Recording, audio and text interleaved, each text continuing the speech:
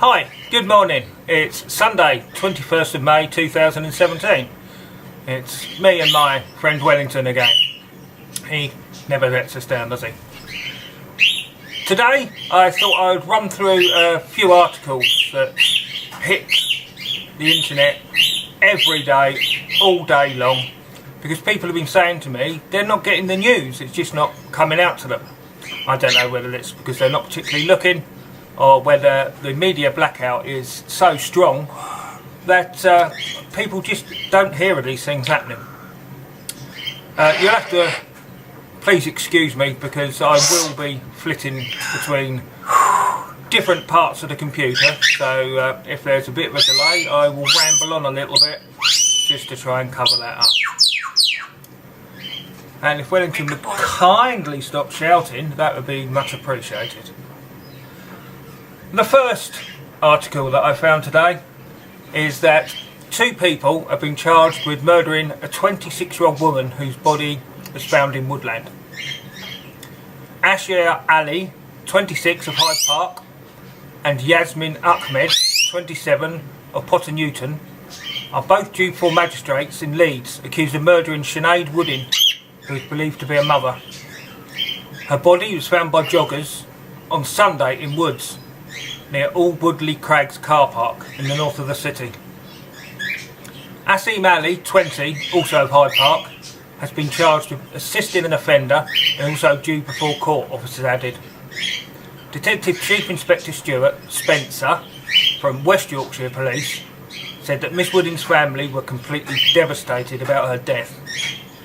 He added that specially trained family liaison officers are supporting the family at what is obviously an incredibly difficult time. Now this in itself, a murder in Britain, is not unknown. Yeah, we accept that.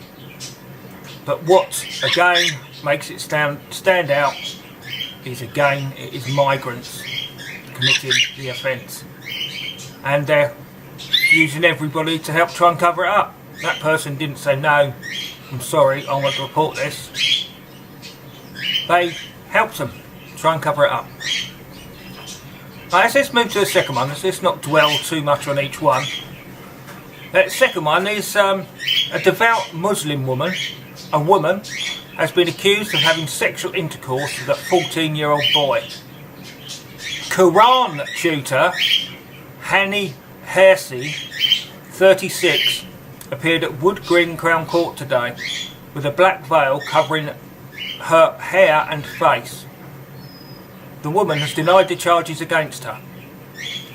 Hersey allegedly had intercourse with a child who cannot be identified between 2014 and January 2015. According to charges, Hersey also kissed the child on multiple occasions when she didn't reasonably believe that he was of or over the age of 16.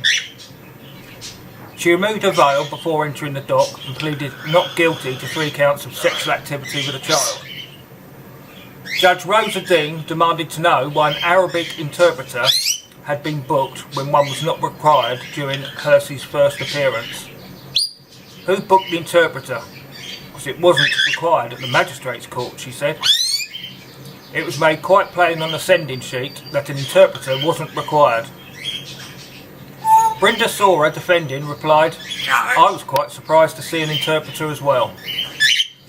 When the barrister asked Hersey if she needed an interpreter, she said, some kind of words I don't understand. Oh dear, the Muslims are crying again, making up bullshit. Judge Dean was told the case had been delayed while the Crown Prosecution Service sorted out what evidence to disclose to the defence. It's rather unusual when it's going to be quite a sensitive case, she added. The trial will take place in August, and in the meantime you have to comply with your bail condition, and you also have to make sure that you speak to your solicitors so you can provide detailed instructions so they can provide a defence statement to the Crown to identify what the issues are. If you fail to attend your trial, you'll be committing a criminal offence and there'll be a warrant for your arrest. She told Hersey if she required an interpreter for a trial, she would need to make a proper written application. She continued, you'll have to explain why it is what specific language difficulties that you have. I don't have sufficient information today to justify the expense of an interpreter for the trial. Hersey of Camden denies 3 counts of sexual activity with a child. Her trial has been listed in the warned list at Wood Green Crown Court in August. So this is an Islamic woman. These are the people that are beaten by their husbands, have acid thrown in their face, and people, to a degree, feel a bit sorry for them. Here she is, abusing just like the men. It's just incredulous. It really is. Now this one will probably hit home for anybody who watched the documentary 3 Girls. The girls in Rochdale that were abused by a rape gang, groomed and raped over and over again. If you did watch that programme, you will remember that there was a police officer who, during the investigation, she resigned because she couldn't believe how the children were being treated. And she ended up going and speaking to the children afterwards and telling them how sorry she was that it turned out the way it did.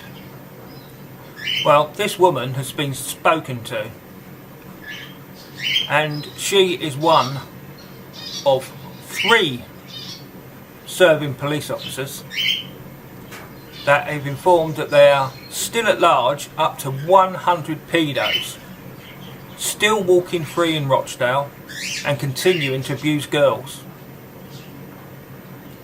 Former Detective Constable Maggie Oliver resigned because of the way victims were treated. The ex-cop, whose battle to cage the Rochdale child sex gang is told in the new BBC drama 3 Girls, fears up to 100 perverts are still walking free. Former Detective Constable Maggie Oliver, who resigned because of the way the victims were treated, said the many rapists face no actions.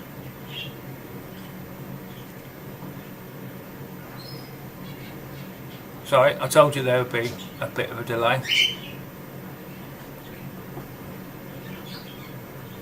Maggie Oliver said there were 9 men convicted, but the girls told me of many, many more men. Abuse will still be happening because offenders walk the streets. And in fact, there's only 2 of those that were sent to jail that are still in jail, and 2 of those that got out are trying to fight deportation using taxpayers' money. Think about that. Abuse will still be happening because offenders walk the streets. She claims many alleged offenders named by victims were not officially recorded by detectives. So the police let them down again. I wonder why. She added, so you've got potentially 47 victims and you've got maybe 100 offenders, 30 officers. You can't keep all that info in your head. You need a database. Well, in this day and age, obviously we don't have databases, do we? But we haven't got round to that yet because we're a bit behind the times. When they're counting them, they still have to use the abacus, and once you run out of beads, then that's it. You bugger, don't you? Basics like recording each allegation of rape weren't done.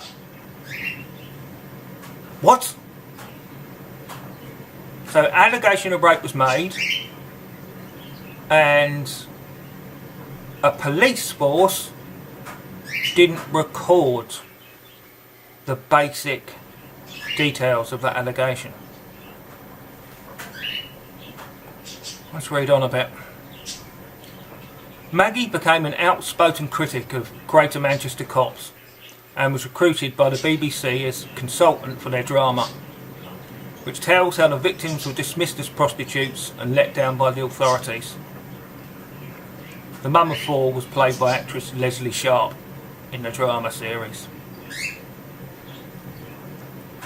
Rochdale Borough Council Director of Children's Services Gail Hopper added, Our multi-agency team, Sunrise, along with others, have helped bring offenders from historic and current cases to justice, resulting in more than 200 years of jail sentences since 2012.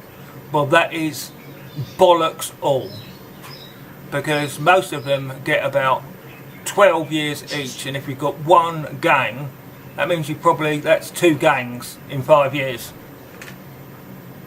Brilliant. Absolutely goddamn brilliant. Right, I won't go into any more because it just reads like this time after time after time, that it's all the same. It's always Islamists. You get the odd white person, of course there are white sexual offenders, but they are by far the minority. They shouldn't be ignored, but the one thing you can guarantee is if the police find out about the white sex offenders, they will take them to court and they do everything they can to get them convicted, whether they're guilty or not guilty, because they know that the way that sex offences are now dealt with in court, the onus has moved on to the accused person to prove they didn't do it. It's the only type of offence where this has moved in this direction. Many white English people get falsely accused and end up serving prison time, which they didn't deserve to do, because there was no proof, nothing whatsoever, but the jury just didn't like them. Where it comes to the Islamic gangs, the jury never get a chance to like or dislike them, because the police, as you have seen, are both loath to investigate, they are loath to record any kind of allegation, they are loath to prosecute, and they say this is down to they will be seen as being racist and it's not politically correct. Why don't you stop talking such fucking crap? You're doing it because you've been told to by the establishment figures that are getting pressure from the people in oil-rich countries especially, that are paying millions of pounds into this country, especially, allegedly, I would say, to the politicians. They may turn around and say, oh, but we're doing it for the country, without them the country's economy would collapse. Well, I'll tell you what, your country's collapsing, full stop. The people are starting to collapse. The way we live is starting to collapse. And you are going to have a revolution on your hands. All because you want to keep Saudi Arabia on side with you. And Qatar. Come on. You've invaded every other oil-rich country and tried to take the oil off of them. Why not Saudi Arabia? These people were peasant farmers whose land happened to be on top of oil fields. They behead women for slightest misdemeanour. I saw one this morning where a woman was just beheaded in the street. A punishment for nobody knows. But police just stood by and watched. And do you know who's become part of the... I can't actually remember the full name of it. But it is a council that is in charge of welfare to stop abuse of women, general abuse. I can't for the life of me remember the name of it. But Saudi Arabia are heading that now. I think Saudi Arabian is the president now, voted in by people like UK, United States, all the people that want their money. I would have said, if you need it that much, go and get it. But the ideal thing to do would to be, leave them, don't have it. If they can't sell it to anybody, then they will change their ways. You've got a choice out there, people. You've got a choice whether you stand up, be counted, and say, we're not having this anymore, we're not having the abuse, we're not having the murders. Because it's going to overtake you before you react if you don't react soon. I will again unashamedly promote the Justice for Chelsea March in Sunderland on Saturday the 10th of June. This could be the start of Britain taking their country back. The main thing is to get justice for Chelsea. That woman deserves justice. But along the way, if we can sweep up the rest of Great Britain that have been half knowing what's going on but burying their heads a bit, and get them to come out and say no more, then Chelsea would have done more than get justice for herself. She would have prompted Britain to save itself. This could all be academic. If you've seen the news this morning, only come out about 9:30, so what's it now, 11 o'clock. North Korea, again, surprise, fired a mystery projectile. They don't know how they don't know what it was, I don't know. They say they got all this and all that, oh yeah, we're covering them. But South Korea said that North Korea fired a mystery projectile.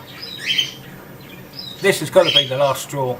I would be gobsmacked if America, closely followed by the UK, do not say that's it, we're going in, and start bombing North Korea, and that will be the start of World War III. It may be quite local for a world war. I don't know, it depends whose side China and Russia come down on. Because Russia aren't very happy with the Americans because they bombed Syria again. So we'll have to wait and see on that. But until we're all blown up and there's none of us left, let's try and make this country a decent place to live in again. I think we all deserve to be able to live in safety and without fear. And at the moment, can you honestly say where you live, unless you're rural, that when you go out, that you feel 100% safe? Even when I go out, and I'm a big guy, nothing actually particularly frightens me, but I wouldn't say I feel safe 100% of the time. Okay then, that's giving you a bit of news. I know it's a bit depressing, but it's the truth, and that's all we can do is let you know what's going on. We've been told that Brexit is not going to particularly change the immigration problem, so that's all a lie. So the main reason people voted for it probably isn't going to happen. Don't get me wrong, I'm all for getting out of Europe because they're a load of morons. But I don't think it's going to make a great deal of difference. Not like we envisaged. When she says, oh, we're going to try and get it down below hundreds of thousands. And again, I read this morning that Britain can't get rid of the ones that are here because they've got nowhere to send them. Nowhere to send them. You send them back to where they come from. I don't care if there's a war going on. That's their country. There's a sea. I'll chip in for a couple of dinghies and set them on their way. That's how they got here in the first place. We'll even set them out on the dinghies when it's a nice day, nice and calm and flat. Because we won't be killing any children, because there aren't any children. There's hardly any women. That's why so many white women are getting raped, because there's none of their own kind over here. The ones that are over here are the ones that are already married and have been here quite a long time. I'm going to start ranting, and that actually doesn't help anybody to rant, does it? Because you'll turn off the minute I start ranting. Thank you for listening again. I hope you are getting information from these videos, and I will try and do them more often with more information and updates as necessary. So apart from that, have a good Sunday, enjoy your roast dinner, and don't drink too much at the pub. See you later.